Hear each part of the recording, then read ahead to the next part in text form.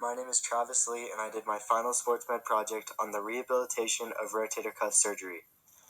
The rotator cuff is a capsule in the shoulder that consists of four muscles: the supraspinatus, infraspinatus, subscapularis, and teres minor.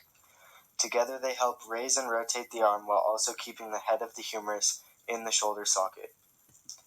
There are three types of shoulder surgeries: open, mini-open, and arthroscopic. An open surgery consists of a large incision that allows the surgeon to access the torn tendon through the muscle to repair it. An arthroscopic surgery is when a small camera and surgical instruments are used to operate on the shoulder for the least invasive procedure. A mini-open surgery is when a combination of both open and arthroscopic techniques are used. A supraspinatus tear is when the ligament is pulled off of its attachment to the greater tuberosity of the humerus. These tears can be categorized into two sections: full thickness and partial thickness.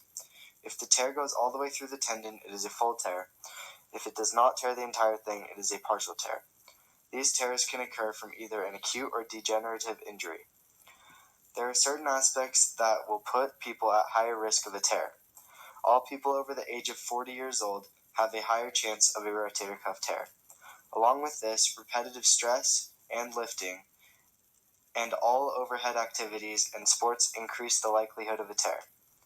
The injury I will be exploring is a supraspinatus tear.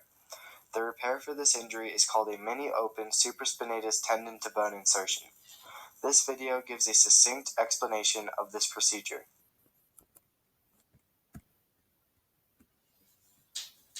This surgical procedure is used to repair a torn supraspinatus tendon, one of the tendons that forms the rotator cuff of the shoulder. During this procedure, the tendon is reattached firmly to the head of the humerus. In preparation for the procedure, anesthesia is administered, and the surgeon may insert one or more arthroscopic instruments to inspect the joint and clear away any loose fragments of tendon or other debris.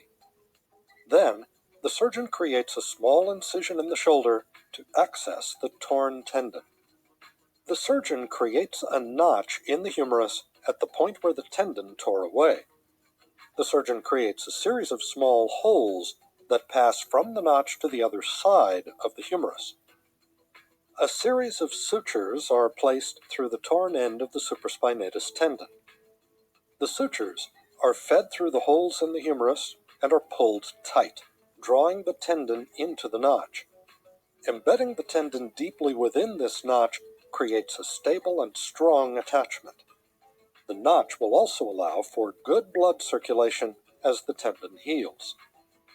The surgeon secures the tendon by placing one or more surgical screws in the humerus, anchoring the sutures to the bone. The type of screws used and their arrangement may vary depending on the patient's need and the surgeon's preference. When the procedure is complete, the incision is closed and the arm is placed in a sling. Physical therapy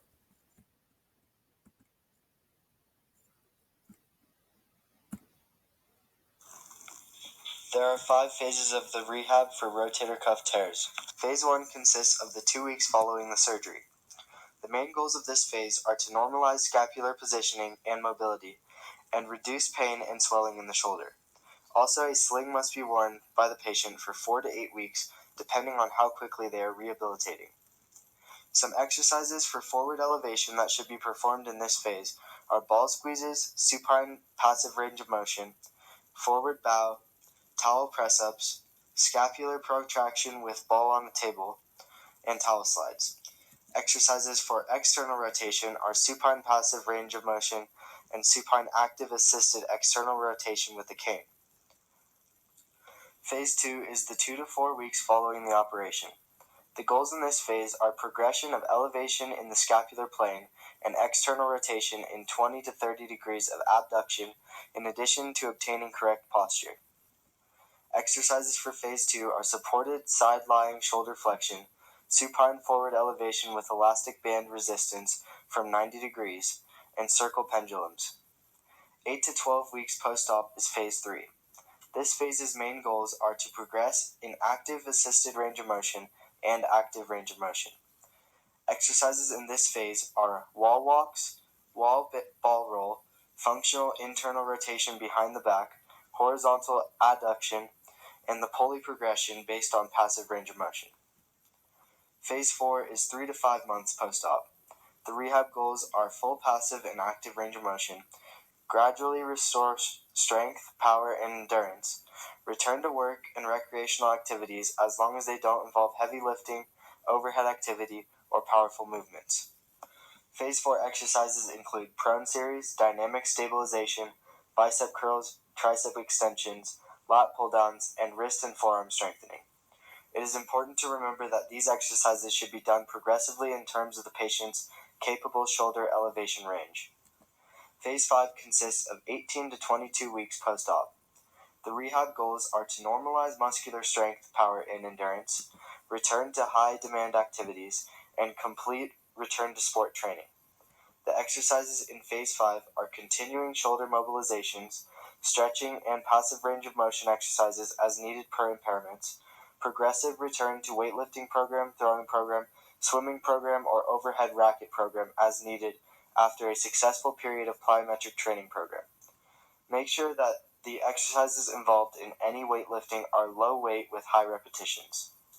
In conclusion, it is important to follow the program very carefully to ensure that you do not do too much too early in the process. This will maximize the probability of the athlete being able to return to play at their previous level. Any questions?